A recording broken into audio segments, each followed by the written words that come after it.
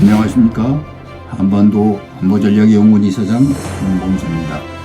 오늘은 북한 지방선거 민주주의 흉내내기라는 제목을 가지고 방송을 시작하겠습니다. 노동신문은 11월 26일 실시한 지방선거 결과에 대한 중앙선거지도위원회 보도를 발표하였습니다.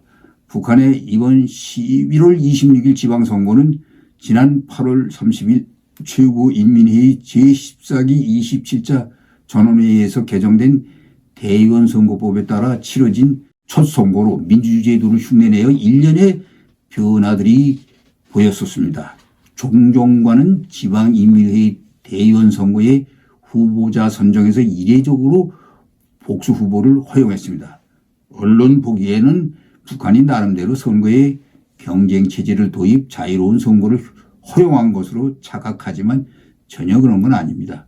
이는 국제사회 비판과 경제난이 계속되는 가운데 주민 민심을 관리하기 위한 수단으로서 약간의 제도 개선을 한 것으로 선거권 보장과는 거리가 있습니다. 어차피 마지막 최종 투표는 일명에 대한 흑백 투표를 하는 방식으로 진행된다는 것입니다. 흑백 투표는 선거시 투표장에서 단일 후보자를 찬성하면 백색 투표함, 반대하면 흑색 투표함에 투표용지를 넣는 북한의 투표 양식을 뜻합니다. 사실상 공개 투표이기 때문에 선거의 자유가 보장되지 않습니다. 지난 8월 열린 최고인민회의 상임위원회 제14기 27차 전원회의에서 인민회의 대의원 선거법을 수정해 선거구에 후보자 1명을 고정하는 대신 2명을 추천할 수 있도록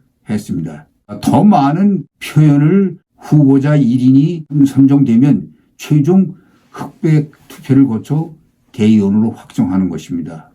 북한은 개정한 법을 반영해 우리의 지방의회에 해당하는 지방인민회의 대의원 선거를 지난번에 실시했습니다. 이번에 복수 후보자를 허용한 선거구가 몇 개나 되는지 확인되지 않았습니다. 북한은 선거를 내부 통제 강화 계기로 삼을 것으로 보여집니다. 내년 3월에는 최고인민회의 대의원 선거도 예정돼 있습니다.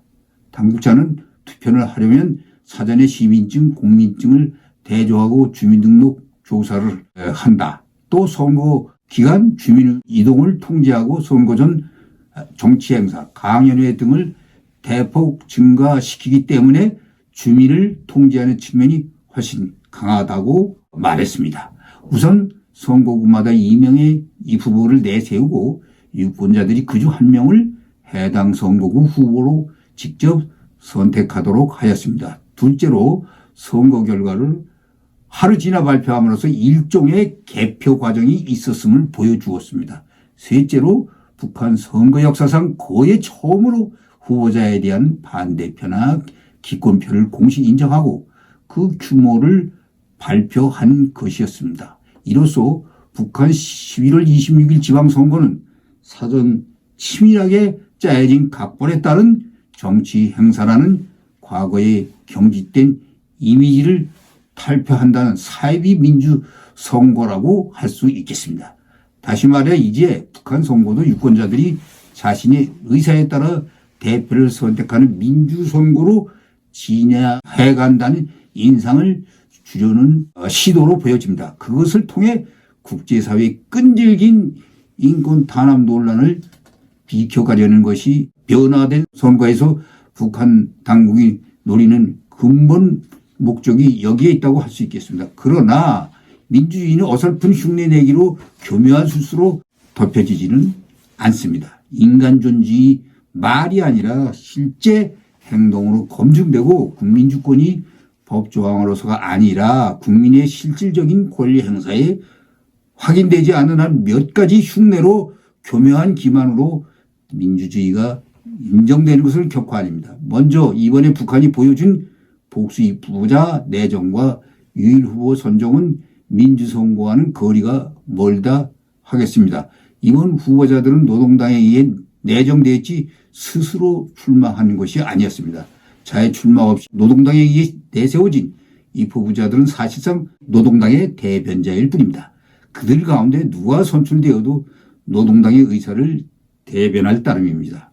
대중이 요구하는 정책들을 제시하고 그것을 과감하게 밀고 나가는 선명한 차별 없이 그저 당을 충실히 받들겠다는 후보들은 한 명이건 여럿이건 유권자들에게는 한 사람이나 같은 것입니다. 이런 선거는 유권자들이 누구를 선택해도 노동당의 이익을 위해 일할 사람만을 선택했던 이전 선거와 하등 차이가 없습니다. 따라서 언론 일각에서 북한 선거제도의 미묘한 변화에 기대를 거는 듯한 기미를 보였지만 선전에 불과합니다. 그 미묘한 변화라는 게 따지고 보면 한국 같은 민주사회에서 당내 경선에 불과한 것입니다. 아니 4, 5명 후보자들이 치열한 경쟁으로 최종 당의 후보를 선정하는 것과는 달리 단 2명의 후보 가운데 1명을 선택하는 적지 않은 왜소한 경선이라고 볼 수 있겠습니다. 이번에 북한이 투표 종결 이후 하루가 지나 선거 결과를 발표한 것은 민주선거의 개표를 흉내낸 것으로 할 수 있겠지만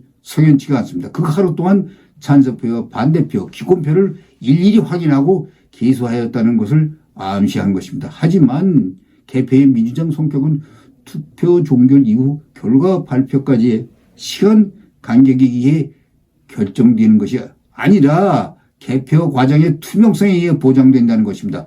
표를 꼼꼼히 살피느라 하루가 아니라 이틀이 걸렸다고 해도 유권자들이 그 과정을 일일이 확인할 수 없다면 그것은 신뢰할 만한 개표라고 할 수 없겠습니다. 투표 마감 이후 하루 지난 다음 선거 결과를 발표한 것을 투표 마감과 함께 선거 결과를 발표했던 과거와는 분명 다른 모습입니다. 그러나 그것이 신뢰받은 민주선거의 한 과정으로 되려면 개표 전 과정을 투명하게 공개하여야 한다는 것입니다. 마지막으로 이번 선거에서 반대표와 기권표의 존재를 인정하고 그 규모를 밝힌 것도 100% 찬성이 불가능한 민주선거를 흉내냈다고 할 수 있겠습니다. 사람들의 생각과 이해관계, 성격과 요구가 천차만별인 만큼 특정 후보에게 찬성표를 100% 몰아준다는 것은 선거를 희화한 정치 코미디에 지나지 않습니다. 그것은 유권자들을 대성은 말할 것도 없고 생각마저도 포기한 인간 미물로 비하하는 권력의 전행 이상도 이하도 아닙니다. 따라서 반대표와 기권표를 인정하는 규모를 공개한 이번 선거가 북한 선거의 역사에서 약간의 변화의 시도라는 점에서는 주목할 만합니다. 시청해 주셔서 감사합니다.